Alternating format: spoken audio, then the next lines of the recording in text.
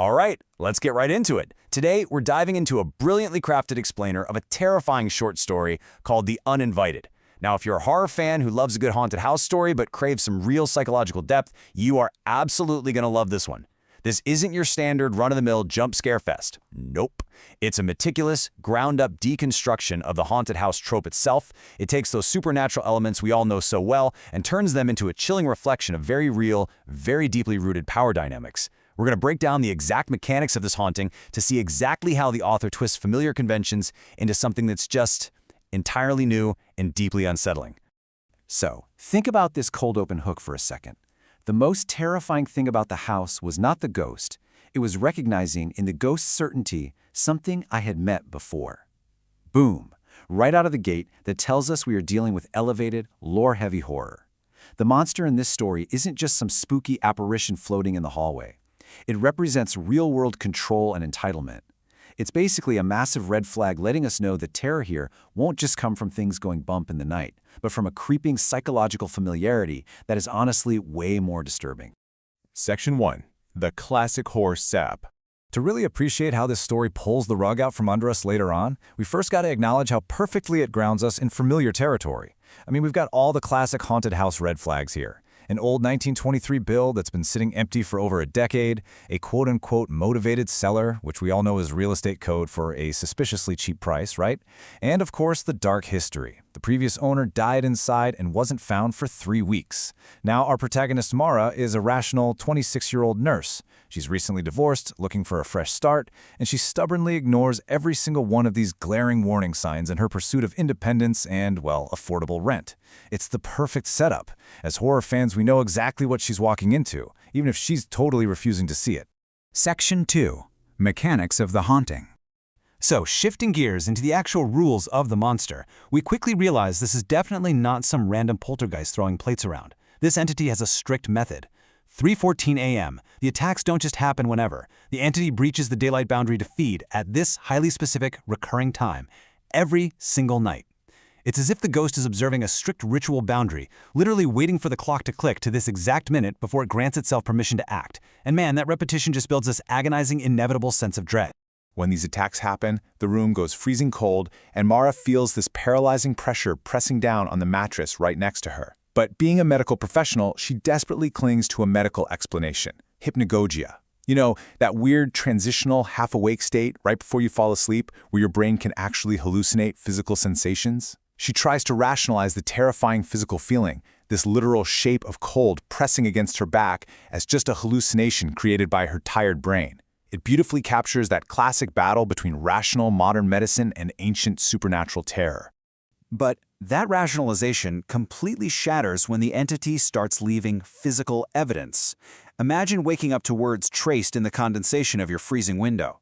First, finally, and later, mine. These are deeply, deeply unsettling messages. They prove the entity isn't just present, and it certainly isn't just some residual echo of a past tragedy playing on a loop. No, it is highly conscious, and worse, it possesses a violating sense of entitlement. It genuinely feels that it owns Mara. Section 3. A Century of Victims. Now, any great horror analysis requires zooming out a bit to map the monster's historical pattern. When Mara's friend Jolene does some digging, she uncovers a genuinely chilling timeline. Listen to this. Claire Marsh in 1931, Margaret Fenn in 34, Harriet Voss in 49, Ruth Ann Beckett in 63, Sylvia Holt in 1987.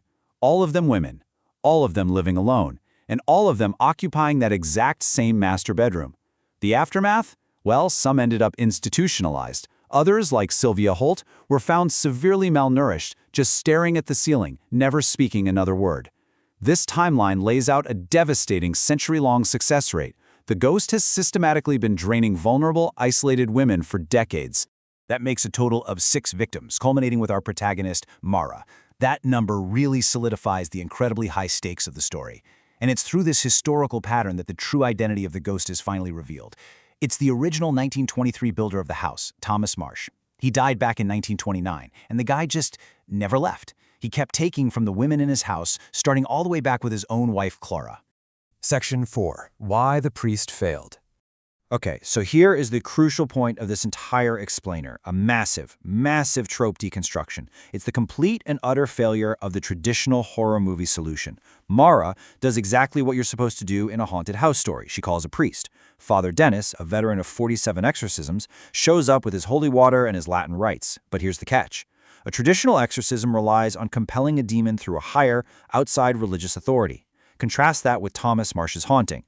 Marsh is operating on an older, purely patriarchal theology. He completely ignores outside authority because he only answers to his own absolute sense of ownership and entitlement.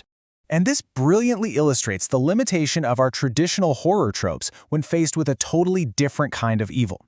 As Father Dennis explains, not every spirit believes in the church. It has its own theology, its own sense of order. The priest realizes, to his absolute horror, that religious rites cannot compel a monster that only respects its own authority. Marsh firmly believes it is his house, his bed, and his fundamental right to do whatever he pleases. A little holy water isn't going to wash away a century of deeply ingrained, unchallenged male entitlement. Section 5. The Exorcism of Autonomy. So as we reach the climax, a local lore-keeper named Agnes Tully steps in and reveals the terrifyingly simple key to actually surviving the house. If outside authority won't work, the authority has to come from within. Mara doesn't use salt lines, she doesn't light candles, and she doesn't hold up crosses. Instead, she turns off every single light in the house. She waits on the bed in pitch black for 3:14 a.m. to arrive, and she prepares to verbally assert her absolute ownership and sovereignty. It's an incredible trade-off. She's swapping out traditional supernatural weapons for an act of pure, terrifying psychological defiance. She has to revoke his power herself, pulling from her own absolute belief that she actually has the right to do so. This verbal banishment happens in deliberate, powerful stages. First, she says, "I know who you are." She names the entity, completely stripping away its mystery. Then, "I'm saying no." She flat out refuses to be the passive victim like the tragic women who came before her. Next, "This is my house. I bought it." I love this line. She brings this whole ethereal, spooky haunting crashing right down into the reality of modern autonomy and literal financial independence. But most importantly, she has to reject that internalized voice of doubt. You know, that small, nagging voice telling her she doesn't have the right to take up space. She starts treating the ghost not as a literal demon from hell, but simply as a manifestation of the entitled men she has already survived in her waking life. Which leads us directly to this incredibly powerful climax. Mara stands up on the bed, staring down the freezing dark, and says, "This is my house. This is my bedroom.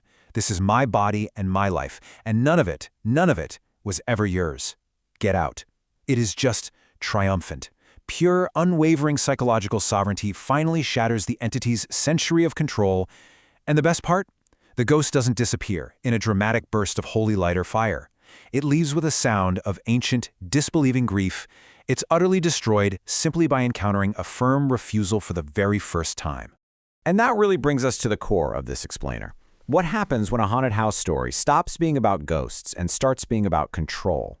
The Uninvited totally forces us as horror fans to rethink the entire genre. Because let's face it, the scariest monsters often aren't the ones hiding under the bed. They're the ones that mirror the real-world power dynamics and entitlements we have to navigate every single day. The true terror here is the realization that sometimes the absolute only way to banish a ghost is to firmly, unapologetically claim your own space in the real world. Thanks for diving into this analysis with me. Let's just step right into the dark for this explainer. I want you to picture this. It's past 10 o'clock at night. The sky, it's the color of an old bruise. You are Detective Sarah Mercer, and you're sitting in your car, just staring through this rain-slicked windshield at the massive iron gates of Eastern State Penitentiary. Now this place, it honestly doesn't even look like it was built. It looks like it literally grew out of the darkness, with these huge, looming Gothic towers pressing right up into the clouds.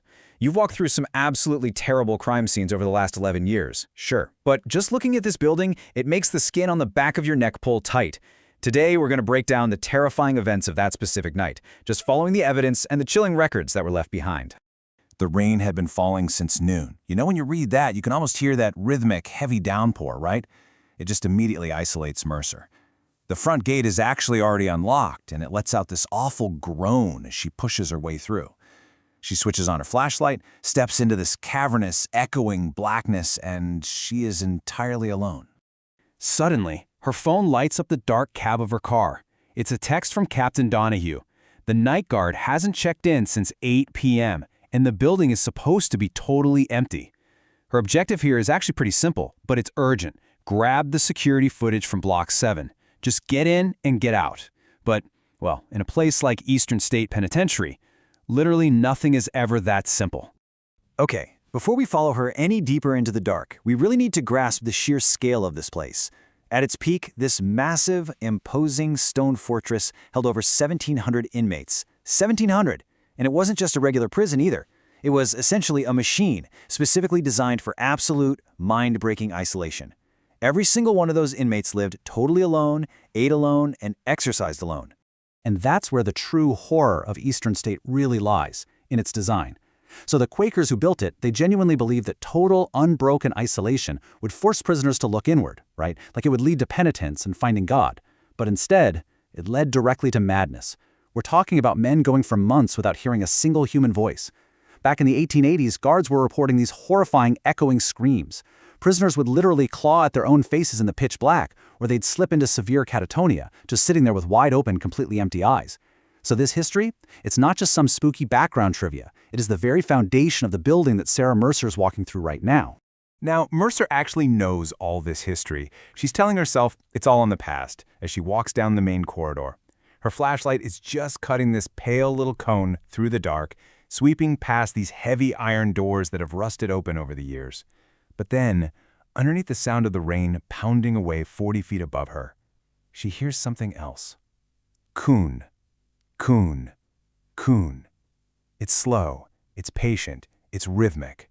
3 knocks, then total silence, then 3 more. And it's coming from the far end of the corridor, right from beyond a door marked Block 7. She eventually finds the ruined security office, and incredibly, a single camera feed is still live. It's showing Block 7. At first glance, it looks just like all the other dead stone corridors, but down at the very far end, there is something that should be entirely impossible. It's a faint, warm, amber glow. It honestly looks like a lamp burning in a window, glowing right in the middle of a place that has been dead and empty for decades. It's this deeply unnatural light, just completely defying the cold, abandoned reality of the prison. Right beside that monitor, there's a thick, unlabeled file just sitting on the desk. This is the Calloway file, and man, it chronicles this tragically rapid descent of an inmate named Thomas Calloway. He was admitted back in October 1919 for a robbery he swore up and down he didn't commit. Then 6 months later, he's moved to cell 7 for some incredibly vague disciplinary reasons. The file notes he started refusing food and guards kept hearing him talking to someone in the dark, even though he was completely alone. And then comes the impossible ending, March 4, 1921. He's found dead, with absolutely 0 injuries, locked inside a cell from the inside. But by far, the most terrifying detail in this file is scrawled frantically at the very bottom of the last page. Just read this. Do not open cell 7. Do not open it for any reason. That's a strict prohibition left behind over a century ago. So Mercer looks at this frantic warning, and then she looks back at the monitor, at that impossible amber light. She checks her phone, 0 signal. I mean, the smart thing here would absolutely be to run, right? Instead, she grips her flashlight, turns around, and walks straight toward Block 7. As she steps into Block 7, the air immediately feels heavier. The silence gets so thick, you could cut it with a knife. Now, the heavy door leading into this block, it isn't rusted open like the others. It actually has a newer crossbar latch, and someone has deliberately slid it open. She makes her way down, and at the very end of the corridor, the iron door of cell 7 is cracked open just 1/4 of an inch. It's bleeding that warm, steady amber light out into the hallway. Her footsteps are sounding way too loud, too slow, almost like the corridor itself is stretching out in front of her. And then, finally, she pushes that heavy iron door open. Once inside, the physical reality of cell 7 is just suffocating. It is tiny, a mere 6 feet by 8 feet. There's nothing but a bare stone shelf for a bed and a tiny skylight no bigger than a dinner plate. But the thing that really gets you is that the amber light, it has no source. There's no bulb, no candle, it just exists in the air. Kind of the way warmth lingers in a small room right after someone has been sitting in it for a really, really long time. The room feels heavy, and it feels incredibly patient. Mercer sweeps her flashlight across the back stone wall, and the beam catches something. carved deep into the rock, probably painstakingly scraped out with a fingernail or the handle of a spoon over 100 years ago, are these utterly desperate words. I told them I was still here. I told them every day. Nobody came. It's just the sheer, raw agony of total isolation, permanently etched into the stone. But right below that frantic message, the tone completely shifts. In much smaller handwriting, carved as if it was written much, much later, is a promise. Somebody will come. Somebody always comes in the end. Mercer slowly lowers her flashlight. The cell is empty. I mean, it has to be empty, right? It's been entirely vacant for over 100 years. And that is exactly when the trap springs. With a violent slam, the massive, heavy iron door swings shut behind her. She spins around, she grabs frantically at the door, but there is no handle on the inside. These doors were specifically designed so that only a guard on the outside could ever open them. She pounds her fists on the cold iron. She screams for help, but the sound doesn't travel at all. The thick stone walls just swallow her voice whole, exactly as they were engineered to do. Exactly as they'd been doing to inmates for a century. The absolute silence returns. That weird amber light is still glowing, and she realizes she is not alone. She presses her back flat against the freezing iron of the door, aiming her weak flashlight beam desperately into the dark. "Thomas Calloway?" she whispers, her voice shaking. And then, from the absolute darkest corner of that tiny cell, from a spot where the amber light just doesn't quite reach, a voice answers her. It isn't loud. It's not angry. It sounds like a calm, sincere observation from a man who has been waiting patiently for 103 years. Someone came. Someone always comes. In the end. And then, the amber light goes out completely. The next morning brings this cold, highly forensic aftermath. At exactly 7 a.m., Captain Donahue's backup team finally arrives at the prison. By 7:15, they locate the ruined security office, and they find the Calloway file just sitting there, wide open on the desk. And then, at 7:30 a.m., they find Mercer's flashlight. It's resting on the floor in the corridor of Block 7, still switched on, the beam pointing directly at the heavy, closed iron door of Cell 7. And that heavy crossbar on the outside, it is firmly locked in place. So they slide the crossbar back and open the door. The cell is completely empty. There is absolutely no sign of Detective Sarah Mercer anywhere. But when they shine their heavy tactical lights onto the back stone wall, right below those century-old carvings left by Thomas Calloway, they find something new, carved in the exact same frantic style with the exact same depth, looking for all the world as if it had always been there. It says, "She told them she was still here." Now, obviously, the police department kept the Mercer file closed tight, but Eastern State Penitentiary, it still stands right there in Philadelphia. Block 7 is even on the public tour. The guides will openly warn you that equipment tends to malfunction down that corridor, and visitors constantly report feeling like they're being watched. But I want to leave you with one final deeply unsettling thought from the source material we covered today. If you go visit today, and you stand outside Cell 7 and you place your bare hand flat against that heavy iron door, you'll notice the metal is noticeably warmer than it should be, almost like something on the other side has been pressing against it for a very, very long time, just waiting. So tell me, what or who do you think is waiting for you in the dark? Thanks so much for exploring